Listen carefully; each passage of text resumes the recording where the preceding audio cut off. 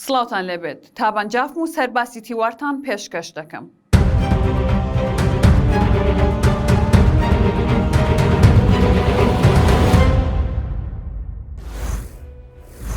مەکتەبی هەڵبژاردننی کۆمەڵی ئیسلامی ئەمڕۆ بڵاوی کردەوە کە کارتی بایۆمەتری دەنگدان وەربگرنەوە و لە ڕۆژی دەنگداندا سزای ئەوانە بدەن کە بەرپرسن لە هێنانەکایەی ئەم دۆخە سەختەی هەرێمی کوردستان.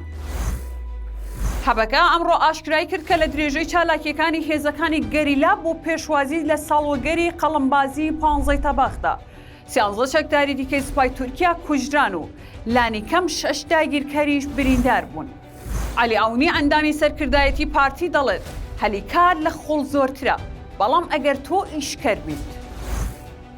بەختیار تاڵەبانی سکرتێری پێشووی مام جەلال بە میدیاکانی ڕاگەیاند ئەو سکاڵایەنەی لە سلێمانی دژی شاسوار عەبدولواحید دەجوڵێنرێن و لە دادگاکان ڕادەگیرن یان ئەو فەرمانی گرتنانەی کە لە هەولێرەوە چوونەتە سلێمانی و لەلایەن دەستگا ئەمنیەکانی سلێمانیەوە کاریان پێ ناکرێت پەیوەستن بەو بەرژەوەندیانەی کایەکێتی لە نێو کۆمپانیای نالیدا هەیەتی چونکە لاسەتاچلی پشکەکانی کۆمپانیای نالیا هی مەکتەبی سیاسی یەکێتیە.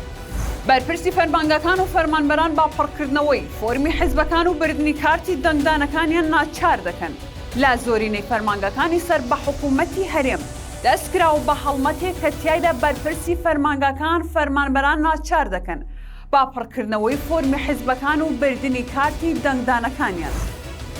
سەرباسی تیوارم پێشکەشکردن شاد و کامەران بن.